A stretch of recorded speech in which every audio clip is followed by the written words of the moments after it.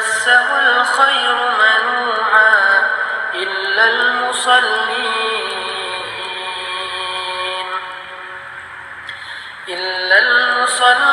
الذين هم على صلاتهم دائمون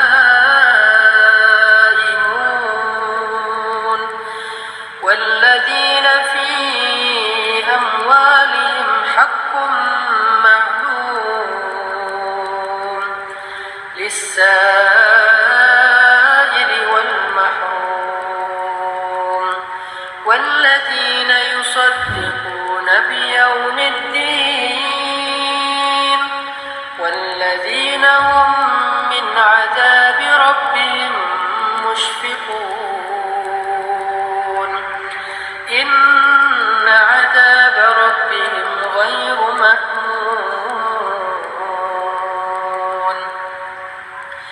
والذين هم لفروجهم حافظون إلا على أزواجهم أو ما ملكت أيمانهم فإنهم غير ملومين فمن ابتغى وراء ذلك فأولئك هم العادون والذين هم لأماناتهم وعهدهم راعون والذين هم بشهاداتهم قائمون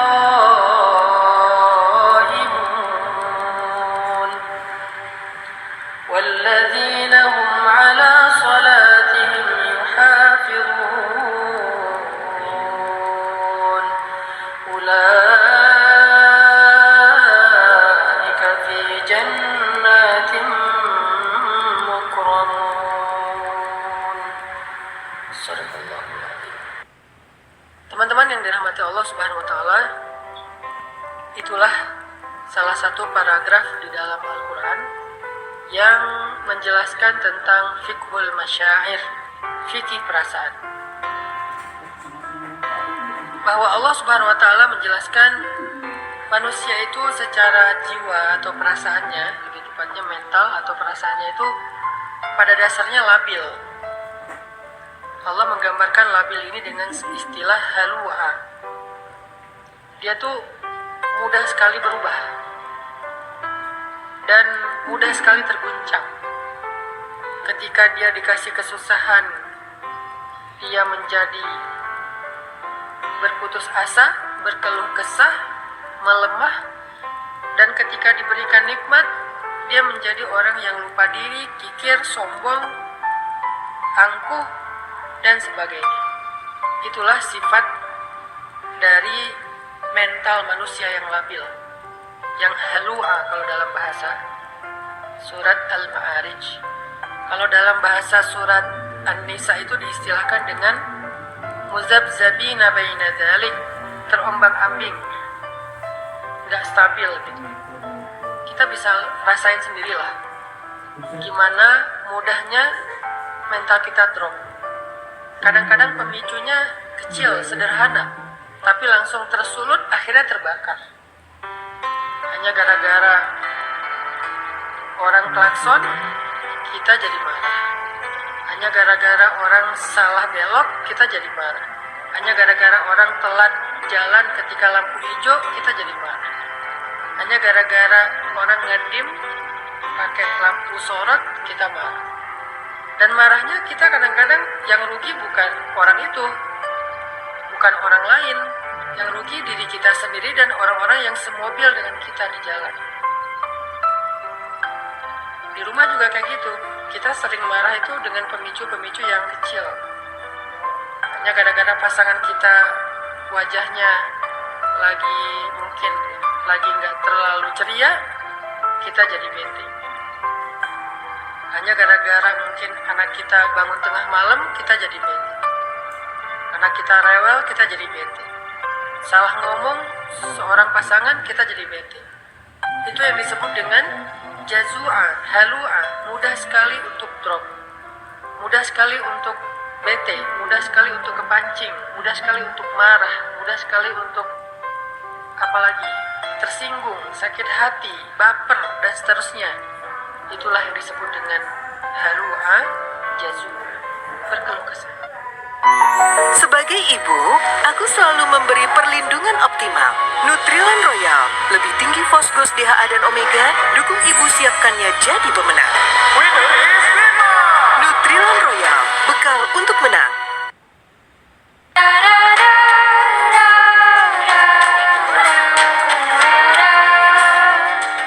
Bagian fasad dari kafe kita. Nyanyikan 1000 lagu cinta, menulis cerita waktu yang kita miliki bersama.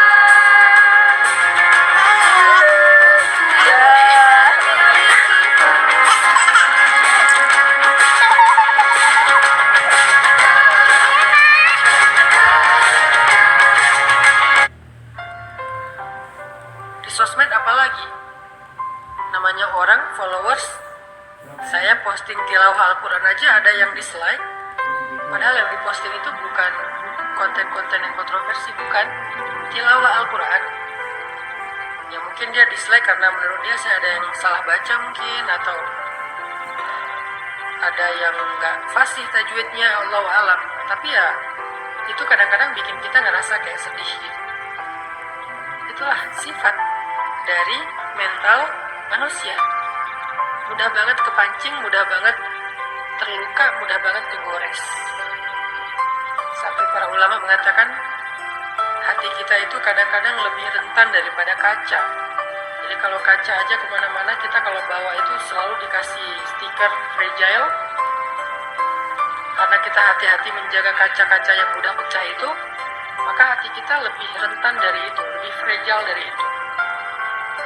Nah, fragile ini salah satu maknanya adalah jazua atau halua. Inilah sifat mental kita, masyair kita. Dan semua orang mengalami itu, apalagi kita yang manusia biasa, pasti sering kayak gitu. Kadang-kadang kita kayak suka sedih ya, kok saya jadi lemah gini ya, kok saya jadi baperan banget sih, kok saya gampang malah kepancing sih. Pas sudah sadar kita jadi sedih, pengen berubah tapi susah. Dan semua perasaan-perasaan yang gak normal ini, yang gak stabil ini akan merusak hubungan kita dengan orang-orang yang kita cintai. Makanya fikih masyair itu penting, fikih perasaan itu penting.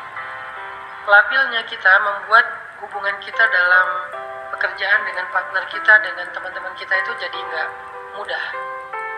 Jadi kondisi halua dan jazua mental kita itu sebetulnya masalah yang membuat hidup kita nggak nyaman. Di sosial media nggak nyaman, di grup nggak nyaman, di rumah nggak nyaman, di jalan nggak nyaman, berteman nggak nyaman, punya keluarga nggak nyaman, dengan mertua nggak nyaman, dengan orang tua sendiri nggak nyaman, dengan siapapun nggak nyaman, karena memang hati dan mental kita itu halua, jazua, kurang woles, kurang easy going. Innal insan khuliqa halua, idza massahu syarr jazua, wa idza massahu khair manua. Jadi poin pertama kita dari paragraf Al-Ma'arij itu adalah mental dan perasaan kita itu dasarnya labil. Hati kita itu labil. Kita tuh labil, pasangan kita labil, anak kita labil, orang tua kita labil. Semua manusia yang kita kenal itu labil. Semua kita tuh halua, jazua, manua, semuanya sama. Jadi kita hidup di antara kelabilan-kelabilan perasaan dan hati manusia. Yang hari ini dia sayang sama kita, besok dia bisa bete dan benci sama kita. Yang hari ini dia ngebelain kita, besok dia bisa nyerang kita. Yang hari ini dia memuji kita, besok dia bisa mencela kita loh. Itulah manusia. Kadang-kadang orang yang mencela kita itu kita sampai nggak nyangka gitu. Orang yang kita anggap kayaknya baik-baik aja, kita nggak ada masalah pribadi dengan dia, malah kita ngerasa udah baik sama dia, kita udah ngerasa udah banyak bantu dia, tapi tiba-tiba di belakang dia yang nyerang kita, dia yang menjelek-jelekan kita, dia yang memfitnah kita. Itulah manusia. Jadi jangan heran kalau kita ngalamin itu ketika kita bergaul. Kalau kita masih heran pas ngalamin itu, berarti kita kayak naif. Kita pikir kita hidup di antara malaikat. Enggak, kita hidup di antara manusia. Dan kita bagian salah satu di antara itu. Kita juga pernah banget lah ngecewain orang. Nggak tepat janji pernah. Bahkan ingkar janji pernah. Kalau nggak tepat janji meleset. Kalau ingkar janji, ya sengaja aja nggak mau menunaikan janji. Marah-marah pernah, mencela pernah, apalagi menghina pernah. Banyak kok kekecewaan yang pernah kita lakuin kepada orang lain. Jadi jangan heran kalau dalam kehidupan yang labil ini kita melihat seseorang berubah dengan cepat. Itu jangan heran. Toh kita juga kayak gitu.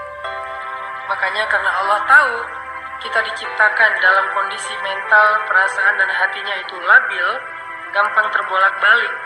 Dari yang benci jadi cinta atau dari cinta jadi benci itu terjadi di mana-mana. Maka Allah Subhanahu wa taala memberi kita nasihat di dalam surat Al-Ma'arij. Karena Al-Quran itu adalah tazkiyatun nafs, obat bagi jiwa, syifa'un lima fis sudur, obat penyembuh bagi penyakit-penyakit yang ada di dalam dada, penyakit hati, penyakit perasaan. Al-Quran adalah penyembuh. Bukan hanya dawa, tetapi syifa. Kalau dawa itu obat, kalau syifa itu penyembuh. Kalau dawa, obat belum tentu sembuh. Kalau syifa, Allah menjamin akan sembuh. Kalau kita benar-benar memahami dan mengamalkan Al-Quran. Gimana cara memahami dan mengamalkan Al-Quran sementara membaca aja nggak ngerti? Itulah kenapa kita harus belajarnya bareng. Jangan belajar sendiri secara otodidak, tersalah paham. Kalau dengerin booster, dengerin ceramah yang sifatnya adalah penyemangat, kayak kendaraan tuh dikasih bahan bakar. Kendaraan kalau nggak ada bahan bakar, nggak akan jalan, kecuali dengan cara didorong, capek kan? Tapi ada bahan bakar, jalan, kalau nggak punya setir, nggak punya lampu, itu bisa masuk jurang, bisa masuk selokan, bisa kecelakaan. Nah, belajar secara serius kepada ustadz, guru, ulama, itu sama seperti kita menyalakan lampu mobil dan pakai setir. Sehingga kalau jalannya gelap, jalannya belok-belok, kita tetap bisa on the track. Maka, booster adalah spirit yang menyemangati kita dalam beramal soleh. Tapi ilmu yang kita belajar seminggu 2 kali dengan live kayak gini adalah lentera. Lentera yang kita bawa untuk menjadi penunjuk jalan. Biar kita nggak salah jalan. Kalau kita udah tahu jalannya, booster yang ngedorong kita untuk bergerak. Dua-duanya penting. Jadi Al-Quran, dengan kita belajar serius seperti sekarang, walaupun saya berusaha sebisa saya menggunakan bahasa yang gampang, yang mudah, yang sederhana, tapi kontennya tetap substansial, tetap bedah Al-Quran. Cuman dengan bahasa sederhana yang saya mampu, sesuai dengan bahasa sederhana ketika saya lagi nongkrong bareng teman. Saya nggak mau bahasanya kayak bahasa mimbar banget, bahasa pesantren banget, bahasa kampus banget. Mungkin teman-teman bakal ngerasa kayak berat banget sih pembahasannya. Tapi kalau gini kan kita kayak lagi ngobrol di tongkrongan kita. Tapi pembahasannya Al-Quran. Kayak gini kita belajar. Supaya apa? Supaya dapat lentera. Dapat petunjuk, dapat cahaya dalam berjalan di dalam kehidupan kita. Nah, Allah Subhanahu wa taala menjadikan Al-Quran itu sebagai petunjuk. Hudan lil muttaqin, hudan linnas wa bayyinatin minal huda wal furqan. Al-Quran itu petunjuk. Dan ketika kita pengen mengambil petunjuk Al-Quran, caranya gak cukup baca sendiri. Kita harus membedahnya dengan tafsir, tadabbur, tafakur, dan seterusnya. Bersama seorang. Malam ini kita belajar seperti malam-malam yang udah lalu tentang petunjuk perasaan. Gimana cara ngatur perasaan kita biar hidup kita nyaman. Karena kenyamanan hidup diawali dari dalam diri kita, bukan dari faktor fasilitas yang ada di luar kita. Ada orang yang bahagia walaupun hidupnya sederhana. Ada orang yang sengsara, sedih, mengeluh walaupun dia hidup dalam istana. Kasihan gak tuh orang hidup dalam istana tapi mengeluh. Orang hidup di gubuk sederhana tapi dia bahagia. Karena orang lupa kebahagiaan itu sumbernya ada di sini, bukan di rumahnya seperti apa, mobilnya kayak gimana. Buat saya, ternyata bahagia itu sumbernya bukan di dalam fasilitas hidup, tapi di dalam hati kita.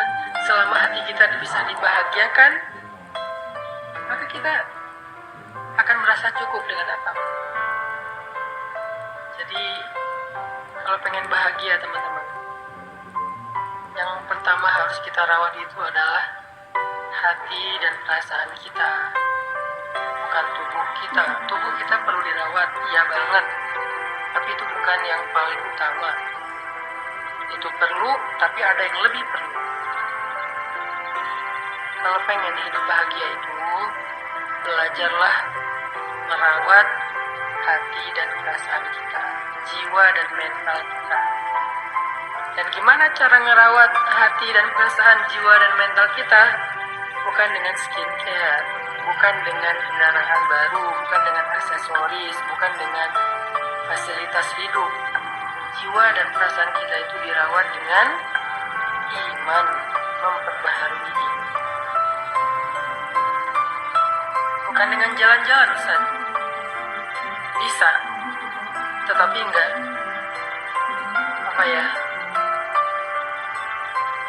tangguh. Bukankah kita kadang-kadang bete gara-gara jalan-jalan macet, apalagi yang tinggal di kota-kota besar, baru keluar rumah udah macet, udah capek-capek macet-macetan, sampai di sana cuman sebentar udah tutup, dan banyak lagi masalah-masalah teknis terjadi. Jadi yang harus di happyin itu bukan zahirnya dulu, tapi batinnya. Dan sumber kebahagiaan batin itu, kalau kita pengen belajar, apalagi setelah hidup kita rumit, seperti sekarang setelah kita dewasa. Kalau anak kecil mungkin lebih gampang happy lah ya, hidupnya gak rumit.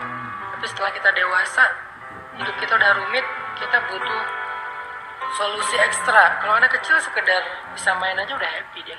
Kalau kita kan gak. Maka kita butuh Al-Quran, kita butuh ilmu, kita butuh pembaharuan iman, kita butuh booster, kita butuh nasihat, kita butuh fikih perasaan. Itulah yang membuat kita bisa merasakan kenyamanan hati. Allah Subhanahu wa Ta'ala mengajarkan kepada kita di dalam surat Al-Ma'arij gimana caranya biar mental, jiwa dan hati kita tuh stabil. Gak halu, ajazu, amalu, dan seterusnya, tapi dia stabil. Gimana caranya? Kata Allah, illal musallin, kecuali orang yang sholat.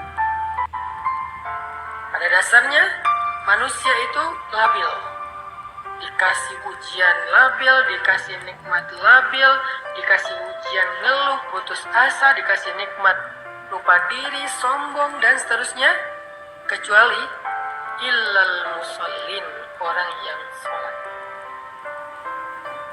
Illal musallin, kecuali orang yang sholat. Sehingga bagi orang yang beriman, sholat itu adalah rahatul qalb, rahatun nafs. Sholat itu adalah rehatnya hati, rehatnya jiwa. Ketika jiwa dan hati kita merasa lelah dan capek, maka sholat adalah istirahatnya. Jika Nabi capek dengan omongan orang-orang yang membenci beliau, capek dengan fitnah, capek dengan caci makian dari orang-orang kafir Quraisy, saat beliau berdakwah, seharian beliau lelah.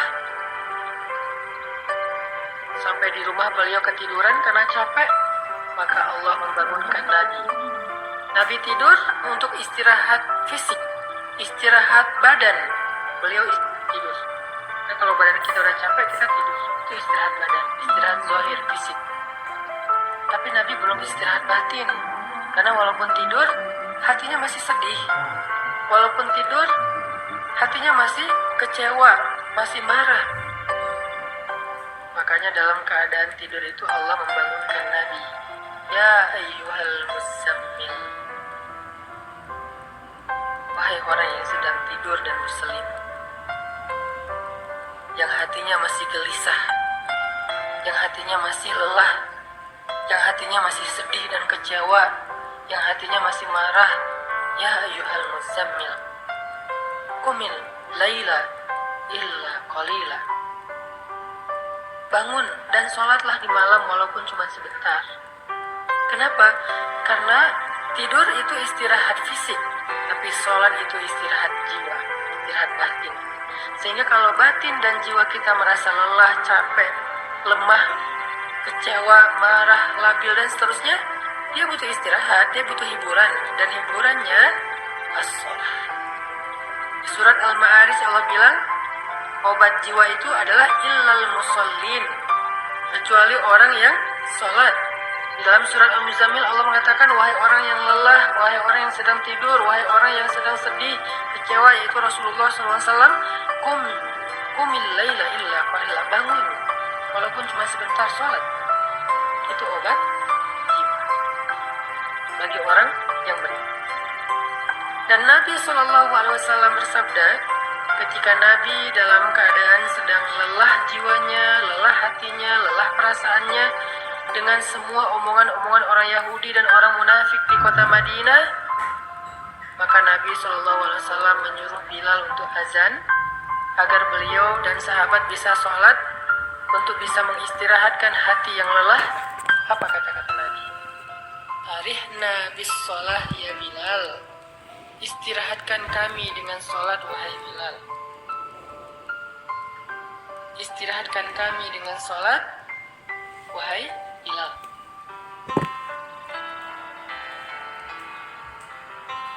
Nabi nggak mengatakan wahai Bilal azan, nggak. Nabi bilang istirahatkan kami dengan sholat wahai Bilal. Maksudnya apa?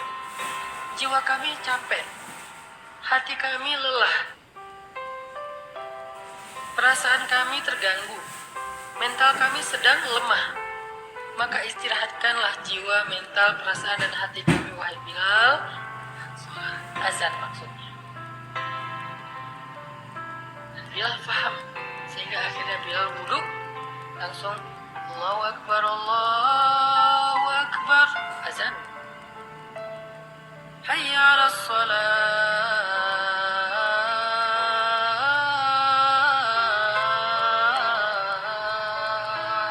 Yuk kita sholat. Hayya 'alal falah.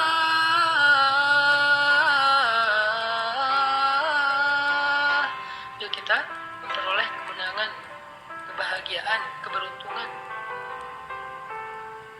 Jadi bagi orang yang beriman, sholat itu adalah istirahat. Pertanyaannya, gimana cara menjadikan sholat itu sebagai istirahat? Kok selama ini kita malah istirahat setelah sholat, bukan sholat untuk istirahat? Gimana caranya? Kata Allah, alladzina hum ala sholatihim daimun, orang yang sholatnya dawam. Kalau kita pengen mengupgrade sholat kita dari sekedar ritual, kewajiban, gerakan, sampai menjadi sebuah kontemplasi, meditasi, dalam tanda petik, rehat jiwa, rehat ketenangan batin, caranya gimana? Daimun. Sholat itu jangan sesekali. Tapi sholat itu sudah harus dawam. Dawam itu artinya kita harus melakukannya dalam waktu yang lama. Kita nggak akan menikmati sholat tahajud kalau cuma sesekali. Kita nggak akan menikmati sholat duha kalau cuma sesekali. kita nggak akan bisa menikmati sholat sunnah kalau cuma sesekali. Harus dilakukan secara rutin, daimun.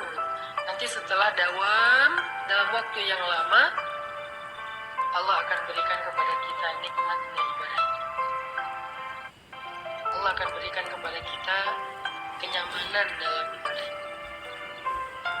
Semua yang dilakukan di awal sesekali apalagi akan berat pasti. Akan nyaman, berat. Orang ngelakuin apa aja di awal pasti berat kan. Olahraga, lari itu. Sekarang orang bersepeda, apalagi kalau di Bandung itu kan banyak bukit ya, naik turun. Ke Dago tuh misalnya. Kalau pertama-tama bersepeda ke Dago cuma sampai di Simpang. Naik lagi dikit sampai ke Darul Hikam. Naik lagi dikit sampai di Dago Pakar. Naik lagi dikit sampai di Tebing Keraton. Dan seterusnya dan seterusnya. Itu kan tergantung dawam ya. Konsistensinya. Begitulah dengan awal-awal tahajud itu pasti nggak enak. Ingin ngantuk sendiri, pening. Duha juga gitu. Walaupun lebih ringan dari tahajud. Salat wajib juga kayak gitu. Ke masjid juga kayak gitu. Subuh apalagi. Kalau mau menikmatinya menjadi rehat, kita harus sabar melakukannya dalam waktu yang lama. Jangan menyerah. Karena begitu kita menyerah, nanti kita akan memulai dari awal lagi. Intinya daimun, harus dawam. Gak boleh cuma sesekali. Mau menikmati sholat, caranya nggak bisa sesekali. Harus dawam. Mau menikmati perjalanan, nggak bisa sesekali. Kita kalau jarang melakukan perjalanan tuh gampang mabuk, gampang capek, nggak betah lama-lama di kendaraan. Apapun kalau dilakukannya belum dawam, nggak akan dapat rasa nikmatnya. Harus dawam. Begitu juga dengan, maka Allah mengatakan alladzina hum ala sholatihim daimun. Orang yang sholatnya dawam, orang yang sholatnya terus menerus. Itulah teman-teman solusi dari surat Al-Ma'arij kalau kita pengen menjaga jiwa kita lebih stabil dan lebih bisa istirahat. Kalau sholat udah jadi rehat jiwa, maka begitu kita sedih, kita sholat, Allah akan hibur hati kita. Begitu kita marah, kita sholat, Allah akan tenangkan hati kita. Begitu kita kecewa, kita sholat, Allah akan kuatkan hati kita. Disitulah kita akan merasakan rahatun nafs di dalam sholat. Ternyata sholat itu adalah nikmat baginya.